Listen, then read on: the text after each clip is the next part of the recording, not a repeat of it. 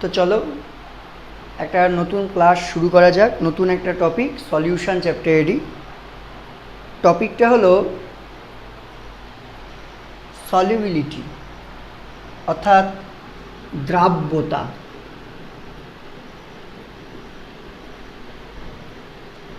একটা বড় টপিক, অনেক কিছু রয়েছে এর মধ্যে।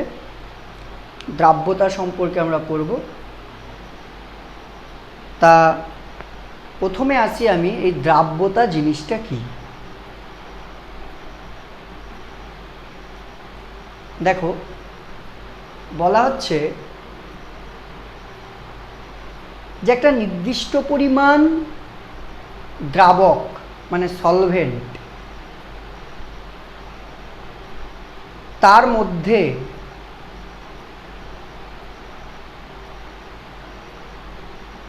সর্বাধিক কত পরিমাণ সলিউট, ম্যাক্সিমাম কত অ্যামাউন্টের সলিউট ডিজলভ হলে একটা স্যাচুরেটেড সলিউশন তৈরি হবে, অর্থাৎ সম্পৃক্ত দ্রবণ তৈরি হবে, তাকেই বলা হয় ওই সলিউশনের সলিবিলিটি অর্থাৎ দ্রাব্যতা। এবার এখানে কিছু ব্যাপার আছে, কীরকম বলো তো? ব্যাপারটা হলো, প্রথমত এই যে দ্রাব্যতা বা সলিবিলিটির আমি ডেফিনেশান বলছি, এই ডেফিনেশানটা বলার সময় আমাকে উষ্ণতা স্থির এই কথাটা বলতে হবে। মানে টেম্পারেচার যে ফিক্সড কনস্ট্যান্ট টেম্পারেচারে আমরা ডেফিনেশানটা দেব। কি কারণে? কারণ এর পরে আমরা দেখতে পাবো যে টেম্পারেচারের ভ্যারিয়েন্স, মানে ভ্যারির সাথে টেম্পারেচার যদি চেঞ্জ হয় তাহলে কোনো সলিউশনের সলিবিলিটি চেঞ্জ হয়ে যায়। আমরা এরপরে পড়ব। অতএব দেখো, আমি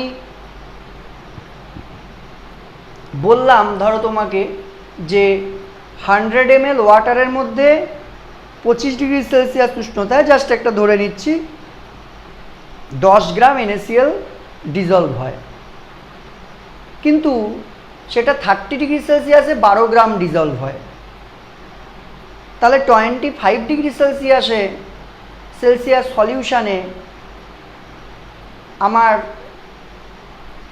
ওই সলভেন্টটার মানে ওয়াটারের NaCl এর সলিবিলিটি একরকম, 30 ডিগ্রি সেলসিয়াসে আরেক রকম। এটা তো হতে পারে না, তাই না? কারণ আমার ওয়াটার, আমি একটা ফিক্সড অ্যামাউন্ট অফ ওয়াটার নিলাম, তার মধ্যে আমি কত পরিমাণ সোডিয়াম ক্লোরাইড ডিজলভ করব, সেটা তার মানে কিন্তু টেম্পারেচারের ওপর ডিপেন্ড করছে। তাহলে আমি কখনোই বলতে পারি না যে 100 ml ওয়াটারের মধ্যে 10 গ্রাম সোডিয়াম ক্লোরাইড ডিজলভ হতে পারে, এটা কখনোই বলতে পারি না। বা আমি বলতে পারি না 12 গ্রাম সোডিয়াম ক্লোরাইড ডিজলভ হতে পারে। তার কারণ হলো টেম্পারেচারের সাথে কিন্তু এই অ্যামাউন্ট অফ সোডিয়াম ক্লোরাইড যেটা ডিজলভ হবে ওয়াটারের মধ্যে, সেটা কিন্তু চেঞ্জ হয়ে যাচ্ছে। ঠিক আছে? অতএব আমাকে কিন্তু সলিবিলিটির ডেফিনেশান অর্থাৎ দ্রাব্যতার ডেফিনেশান দিতে গেলে কিন্তু আমাকে ফিক্সড টেম্পারেচারে বলতে হবে।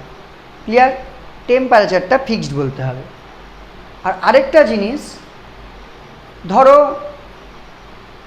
এখন আমি ওয়াটার নিলাম, ওয়াটারের মধ্যে 100 ml ওয়াটারের মধ্যে হয়তো কথার কথা টেম্পারেচার তো ফিক্সড করেই দিয়েছি, ওটাকে তো প্রথমে ধরেই নিলাম।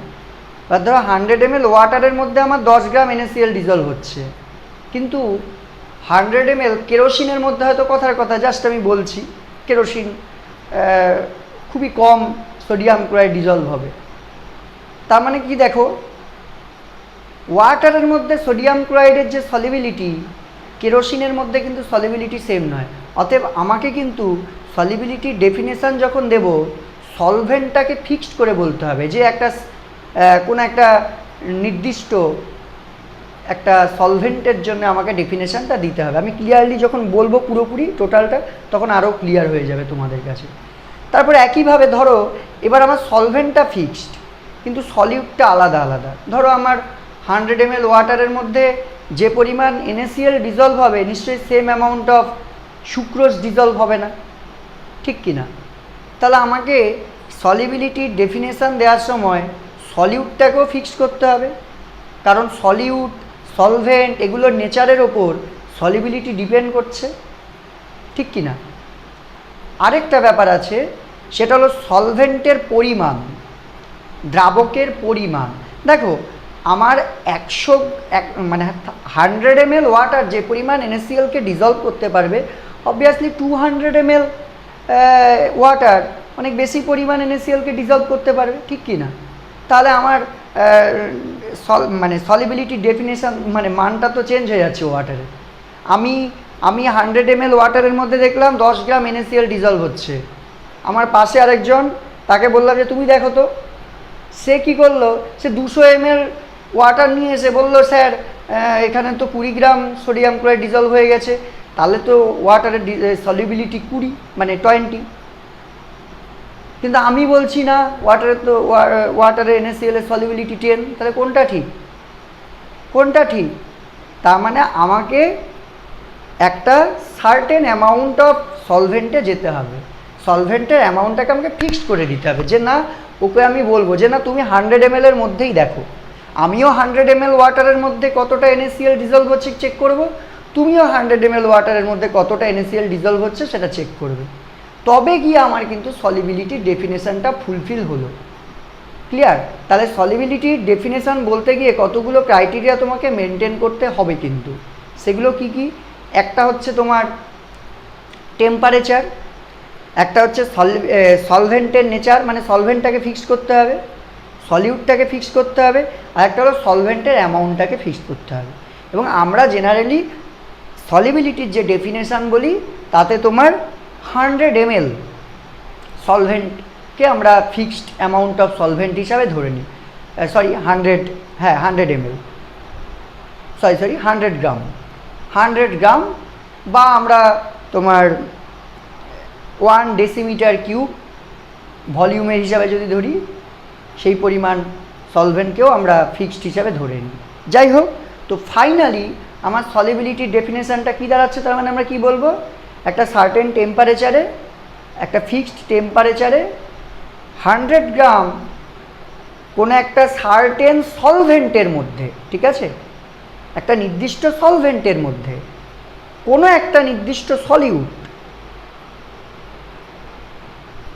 যত গ্রাম ডিজলভ হলে পরে একটা স্যাচুরেটেড সলিউশন তৈরি হয়, অবশ্যই সলিউশনটাকে স্যাচুরেটেড হতে হবে, তবে গিয়ে ধরো x গ্রাম আমার স্যাচুরেটেড সলিউশন তৈরি করে, তবে যত গ্রাম সলিউট ডিজলভ হলো সেই সংখ্যাটাকে আমরা বলবো ওই টেম্পারেচারে, ওই সলভেন্টে, ওই সলিউটের সলিবিলিটি।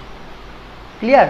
কারণ আমি তো সবার ক্ষেত্রে ওই মানটা বলতে পারবো না। আজকে কথার কথা আমার 25 ডিগ্রি সেলসিয়াস টেম্পারেচারে 100 ml ওয়াটারের মধ্যে বা 100 গ্রাম ওয়াটারের মধ্যে আমার 5 গ্রাম NaCl ডিজলভ হয়েছে, তার মানে আমি কি বলবো, 100 ডিগ্রি সেলসিয়াস টেম্পারেচারে ওয়াটারে NaCl এর সলিবিলিটি 5 গ্রাম, তার মানে আমি এই নয় যে বলতে পারবো যে 25 ডিগ্রি সেলসিয়াস টেম্পারেচারে 100 গ্রাম ওয়াটারের মধ্যে সুক্রোজের সলিবিলিটিও 5, আমি কি বলতে পারবো? সেটা কখনোই বলতে পারবো না। অর্থাৎ সলিবিলিটি ডেফিনেশানটা একটা নির্দিষ্ট সলভেন্টের ক্ষেত্রে, একটা নির্দিষ্ট সলিউটের ক্ষেত্রে সলভেন্টের অ্যামাউন্টটাকে ফিক্সড করতে হবে এবং টেম্পারেচারটাকে ফিক্সড করতে হবে। ক্লিয়ার? এই হলো আমাদের সলিবিলিটির ডেফিনেশান। বোঝাতে পারলাম আশা করি। তো ইউনিট কী দাঁড়াচ্ছে সলিবিলিটির, একদম জেনারেল। তাহলে 100 গ্রাম সলভেন্টে, তাহলে নিচে কি থাকবে 100 গ্রাম, যত গ্রাম সলিউট ডিজলভ হয় তার মানে ওপরেও থাকবে গ্রাম, এটা একটা ইউনিট। এবার আমি যেটা আরেকটা বলছিলাম যে আমরা গ্রাম আর সলভেন্টের অ্যামাউন্টটাকে আমরা যদি ভলিউমের হিসাবে প্রকাশ করি তাহলে ডেসিমিটার কিউব লিখতে পারি। 1 ডেসিমিটার কিউবে কতটা আছে, 1 ডেসিমিটার কিউব সলভেন্টের মধ্যে কত গ্রাম সলিউট ডিজলভ আছে, ডিজলভ থাকলে স্যাচুরেটেড সলিউশন তৈরি করবে। তাহলে ওই ক্ষেত্রেও কী হবে আমার গ্রাম বাই ডেসিমিটার কিউব। আমরা যদি সলিউটের অ্যামাউন্টটাকে মোলে প্রকাশ করি তাহলে কী হবে মোল বাই ডেসিমিটার কিউব। ধরো কথার কথা আমার একটা নির্দিষ্ট টেম্পারেচারে 1 ডেসিমিটার কিউব একটা ওয়াটার সলিউশন, সেখানে 1 মোল NaCl ডিজলভ হয়েছে। তাহলে আমি কি বলবো ওয়াটার NaCl এর সলিবিলিটি কত 1 মোল পার ডেসিমিটার কিউব। ক্লিয়ার, বোঝাতে পারলাম? বেশ, এরপরে আমরা আসছি যে তোমার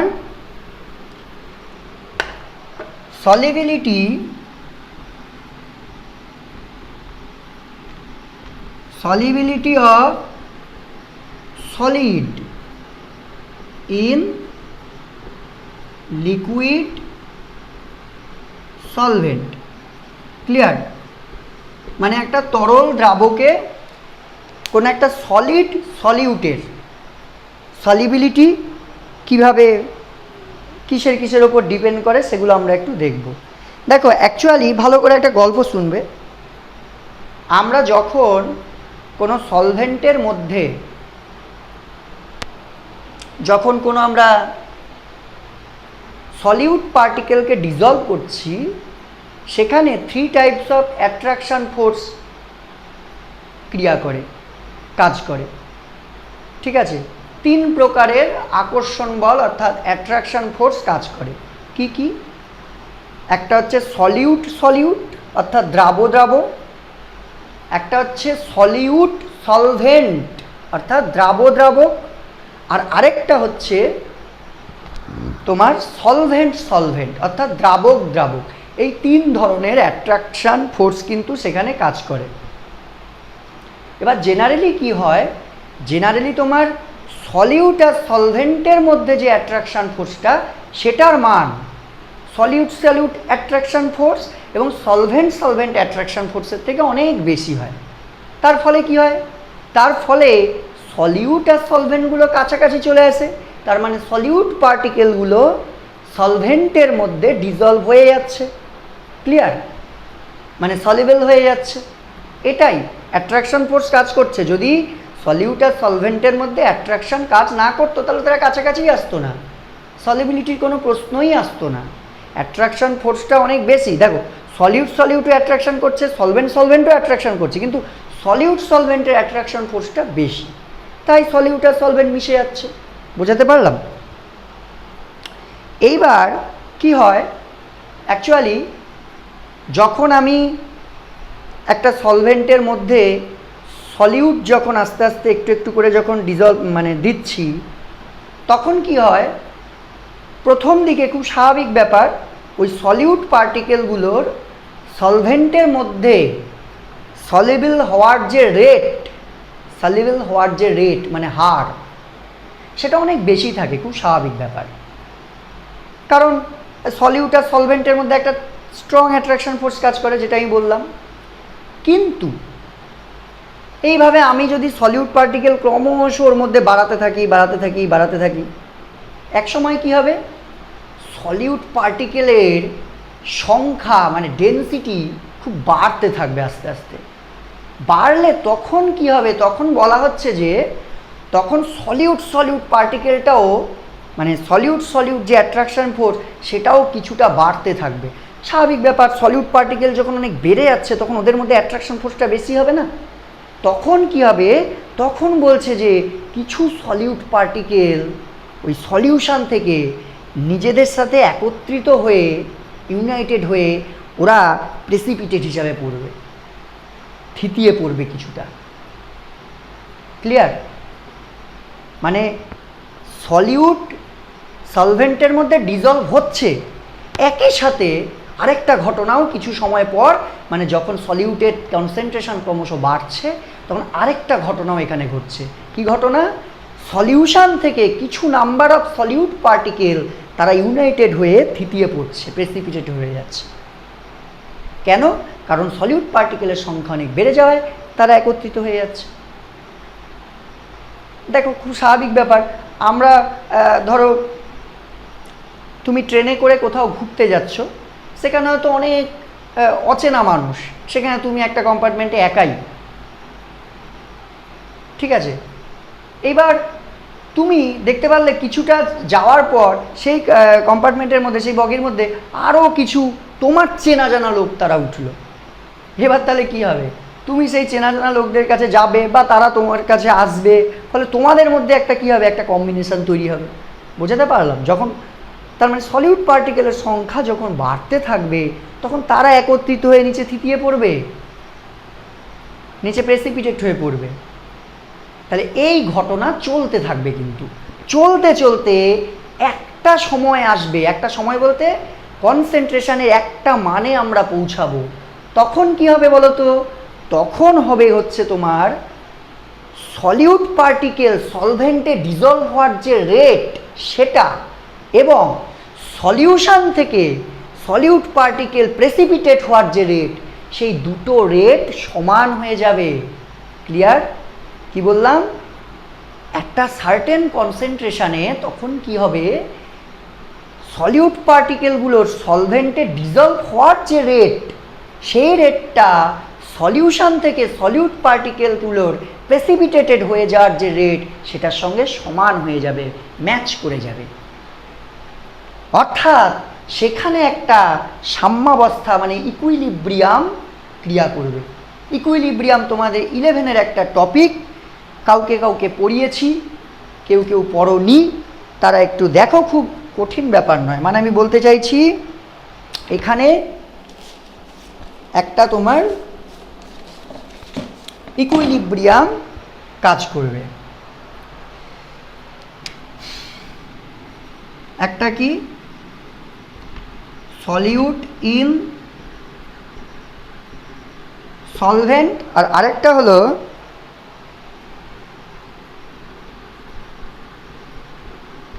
প্রেসিপিটেটেড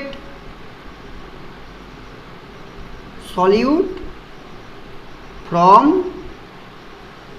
সলিউশন। এই দুটোর মধ্যে কি হবে বলো তো?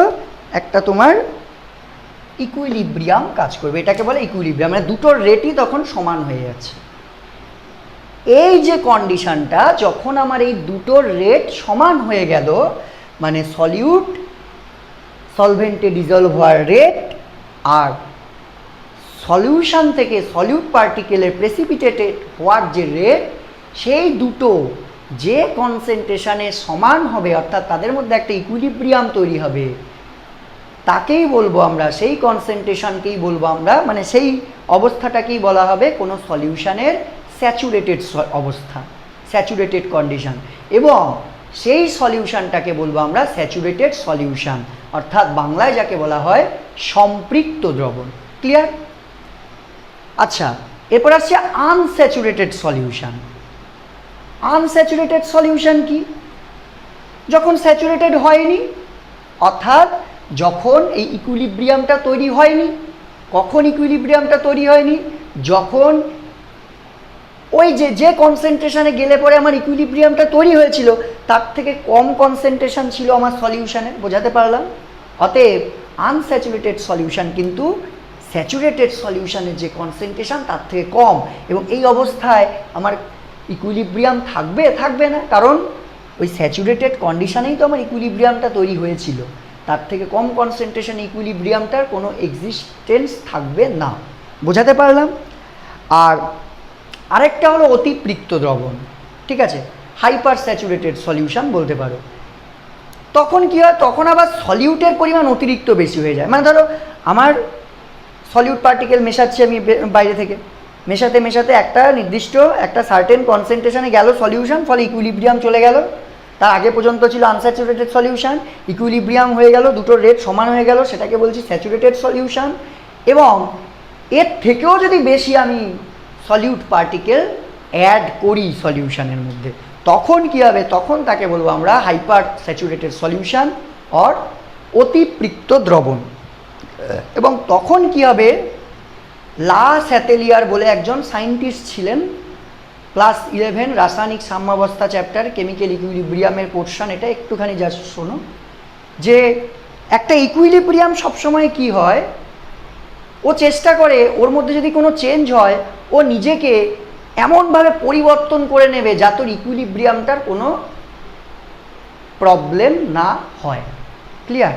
এইবার ধরো আমি বাইরে থেকে কিছু পরিমাণ অতিরিক্ত সলিউট পার্টিকেল অ্যাড করেছি, এখানে অ্যাড করেছি, সলভেন্টের মধ্যে অ্যাড করেছি। তাহলে আমার দেখো সলিউট পার্টিকেলের পরিমাণ তো সলভেন্টে বেশি হয়ে যাচ্ছে, তাহলে এই দিকটা বেশি এই দিকটা কম, ঠিক আছে, মানে সলিউশন অর্থাৎ সলভেন্টের মধ্যে যে সলিউট তার পরিমাণ বেশি হয়ে যাচ্ছে, অথচ প্রেসিপিটেট যেগুলো নিচে থিতিয়ে পড়েছে যেগুলো, সেগুলোর পরিমাণ কিন্তু আমার কমে গেছে। তাহলে এটা কখনোই আর তোমার কী হবে, ইকুইলিব্রিয়ামটা ঠিক থাকছে না। তখন কী হবে, ইকুইলিব্রিয়ামটা ঠিক করতে হবে, মানে দুপাশটাকে আমার সমান করতে হবে। তখন কী হবে, এই সলিউশন থেকে কিছু পরিমাণ সলিউট পার্টিকেল প্রেসিপিটেট হয়ে নিচে পড়ে যাবে। তার মানে দেখো আমার দুপাশে আবার সেম হয়ে গেল। কতটা সলিউট পার্টিকেল এখানে আসবে, ঠিক যতটা আমি অ্যাড করলাম ঠিক ততটা এদিকে চলে আসবে। তার মানে কী হবে, আমার সলিউশনটা আবার ইকুইলিব্রিয়ামে চলে আসলো। ক্লিয়ার? এবং কিছু পরিমাণ প্রেসিপিটেট পড়ে গেল নিচে। ভালো করে দেখো, যখন আমার স্যাচুরেটেড সলিউশন ছিল তখন কিন্তু প্রেসিপিটেট পড়েনি, কারণ দুটোর রেটই সেম ছিল। কি করে পড়বে? আমি এই দিক থেকে 10টা স্টুডেন্ট আসছে, এদিক থেকে 10টা স্টুডেন্ট আসছে, আবার এদিক থেকে 10টা এদিক থেকে 10টা, এইভাবে কন্টিনিউয়াস চলছে। তাহলে আমার কোনো এক সাইডে কি স্টুডেন্ট সংখ্যা জমে যাবে? কখনো জমবে না তো। কিন্তু ধরো আমি একটা সাইডে 11টা একটা এক্সট্রা স্টুডেন্ট অ্যাড করে দিচ্ছি, সে পাশে তো একটা এক্সট্রা স্টুডেন্ট থাকবে, তখন ওটাকে ব্যালেন্স করার জন্যে একটা পাশে একটা স্টুডেন্ট দাঁড়িয়ে যাবে, বলবে না ওদের তো ব্যালেন্সটা নষ্ট হয়ে যাবে, আমি তার মানে ওইখানে অংশগ্রহণ করব না, আমি ওদের যে রেটটা সেটাতে অংশগ্রহণ করব না। মানে 10 জন স্টুডেন্ট এদিক থেকে আসছিল, 10 জন স্টুডেন্ট এদিক থেকে আসছিল, সেই ব্যাপারটাতে ও অংশগ্রহণ করবে না যে অতিরিক্ত স্টুডেন্টটাকে আমি অ্যাড করেছি। বোঝাতে পারলাম? তার মানে তখন কি হবে, কিছু পরিমাণ সলিউট তখন ডিজলভ হয়ে নিচে থিতিয়ে পড়বে, তখন আমার অতিরিক্ত অর্থাৎ হাইপার স্যাচুরেটেড সলিউশন তৈরি হবে। ক্লিয়ার? হাইপার স্যাচুরেটেড সলিউশনেই কিন্তু একমাত্র প্রেসিপিটেট পড়ে। স্যাচুরেটেড সলিউশনে প্রেসিপিটেট পড়ে, তবে সেটার কোনো এক্সিস্টেন্স নেই, কারণ সেম রেটে সেটা আবার ডিজলভ হয়ে যায়। আশা করি বোঝাতে পেরেছি। তো সবাই একটু ভিডিওটাকে স্কিপ করে করে একটু দেখবে, কি বলে ওটাকে স্টপ করে আবার পেছন দিক থেকে একটু দেখবে, তাহলে বুঝতে পারবে আশা করি। তাহলে স্যাচুরেটেড সলিউশন, আনস্যাচুরেটেড সলিউশন আর হাইপার স্যাচুরেটেড সলিউশন, তিনটে কনসেপ্ট গেল।